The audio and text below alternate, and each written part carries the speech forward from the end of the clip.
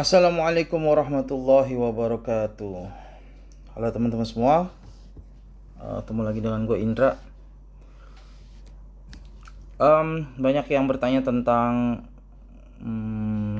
masalah was-was ya, was-was beribadah kayak takbir jadi pengen ngulang-ngulang, kebayang perkataan yang tidak menghina Allah, naudzubillah min dzalik ya, hal-hal semacam itu. Terus terlintas aja gitu, perkataan menghina itu terlintas begitu saja, terus takut nggak diterima ibadahnya atau kayak takut murtad dan lain-lain ya. Pokoknya masalah was-was yang berhubungan dengan ibadah, pengulangan, ketakutan saat sedang beribadah. Sebetulnya ini sudah sering gue bahas ya, Jadi yang harus dilakukan adalah lu bukan terfokus pada yang ada di pikiran lo, fokus sama yang sedang lo lakukan. Misalnya kan takbir itu ada bacaannya kan, Allahu Akbar gitu kan. Fokus di situ. Jadi fokus, jangan dipikirin setelah itu ada pikiran lain, itu jangan difokuskan di situ. Fokus aja ke arah sujud. Makanya kan kita nggak boleh nutup mata tuh kalau lagi sholat. Ya, nggak boleh kayak gitu tutup, nggak boleh, harus lihat ke arah tempat sujud, fokus aja di situ, terus fokus sama bacaan, fokus matanya lihat situ, terus fokus sama bacaan, udah kan. Abis lo Allahu Akbar langsung ada bacaannya tuh, ya kan, misalnya doa iftitah, habis itu Al-Fatihah gitu kan, baca surat pendek, itu fokus di situ. Jadi even waktu lu ada baca Al-Fatihah terlintas pikiran buruk, ya kan, itu jangan difokusin. Kalau fokus terus berusaha, oh enggak gitu ya, jadi sholatnya enggak khusyuk. Fokus aja sama bacaannya. Walaupun saat lo baca lo terlintas pikiran aneh-aneh, jadi selesaikan aja sholatnya gitu. Perkara nanti waktu selesai misalnya, wah tadi banyak banget terlintas pikiran gitu, terus kayak ngomong sendiri pikiran dan lain-lain, jadi takut gini-gini. Yang penting sholat lu sah dulu gitu, ibaratnya lu nggak bergerak lebih dari 3 kali gitu kan, nggak noleh kan sana sini gitu, bacaan lu bener, ya udah cukup begitu aja dulu, selesaikan dulu. Karena kalau lu ulang lagi takbirnya ulang lagi, nah itu yang dimaui syaitan, begitu yang dimaui pikiran negatif, memang itu jadinya lu sholat lu berantakan. Kan kita nggak boleh asal ulang sholat tuh, nggak boleh. Jadi tanpa alasan yang jelas tuh nggak boleh gitu batalin sholat gitu, kecuali lu kentut gitu misalnya ya, atau wudhunya batal gitu, ya udah tapi batalin sholatnya gitu. Tapi kalau lu nggak begitu ya nggak boleh dibatalin. Jadi dulu waktu gue belum tahu tentang hukum gitu ya gue main seenak aja, batalin berkali-kali, gue takbir lagi begitu sama. Dan itu terbayang, jadi kayak ada yang ngomong kalau nggak takbir 3 kali nanti terjadi ini gitu, nakut-nakutin. Ya itu wajar, memang seperti itu gerakan pikiran negatif atau bisikan syaitonnya, memang seperti itu.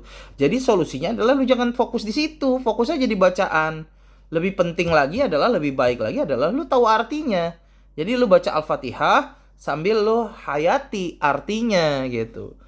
Nggak ada waktu lu untuk pikiran lu kemana-mana sebetulnya kalau lu sambil baca.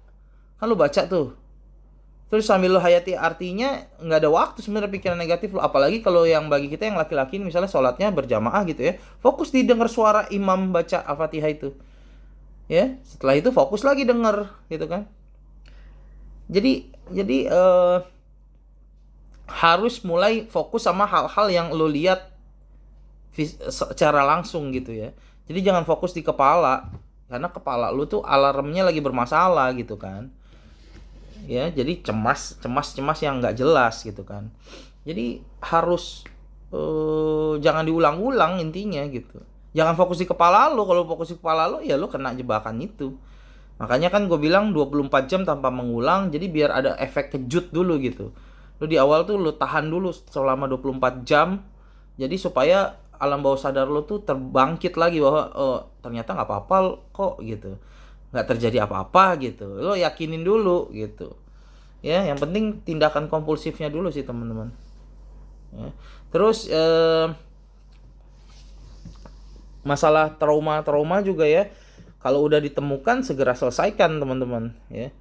Jadi jangan dibikin berlarut-larut, dan maafkan segala kesalahan diri sendiri ataupun kesalahan orang lain. Misalnya traumanya adalah berhubungan sama keluarga. Ini banyak banget yang di kolom komentar atau yang cerita dulu-dulu ya, ini masalahnya traumanya sama orang tua, sama keluarga gitu misalnya. Ya udah maafin aja. Kalau masih bisa komunikasi sekarang masih hidup gitu ya, keluarga yang bermasalah itu misalnya orang tua lo atau lu traumanya tuh sama orang tua atau sama keluarga masih ada, masih hidup, ya udah temuin, selesaikan. Tapi kalau udah meninggal ya doakan aja.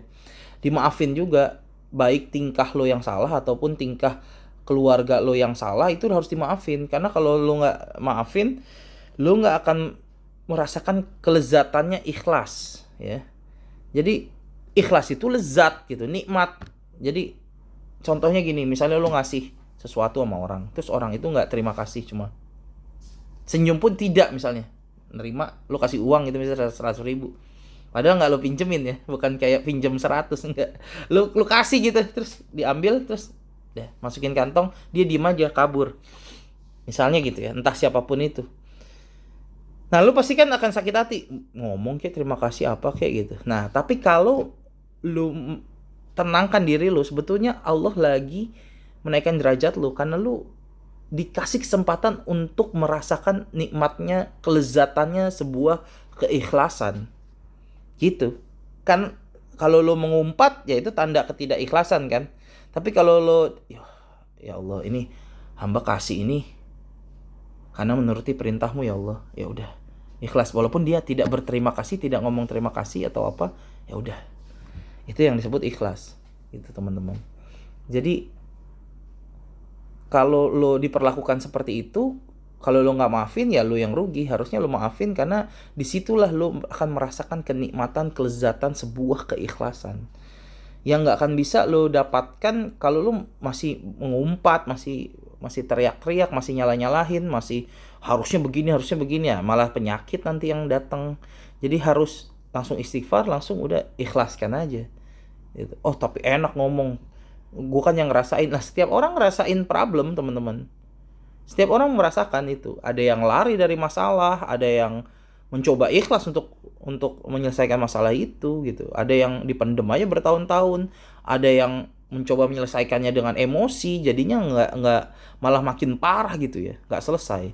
Jadi trauma ini harus diselesaikan dengan kepala dingin teman-teman, jangan gerasa gerusu, jangan gedebak-gedebuk gitu ya, harus tenang gitu ya. Udah pernah gue share sih ya masalah was-was itu, teman-teman yang nanya was-was itu coba lihat lagi deh video-video gue, detailnya udah pernah gue share. Tapi ya intinya begitu yang kayak gue bilang barusan ya. Jadi jangan dipikirkan itu, jangan terlalu diambil hati gitu, jangan terlalu pikir sampai gimana gitu, jangan, tenang aja, relax aja gitu ya teman-teman ya. Oke, segitu dulu ya. Semoga bermanfaat, semoga makin sehat, makin bersemangat ya, dari segera sembuh dari OCD ataupun anxiety. Wassalamualaikum warahmatullahi wabarakatuh.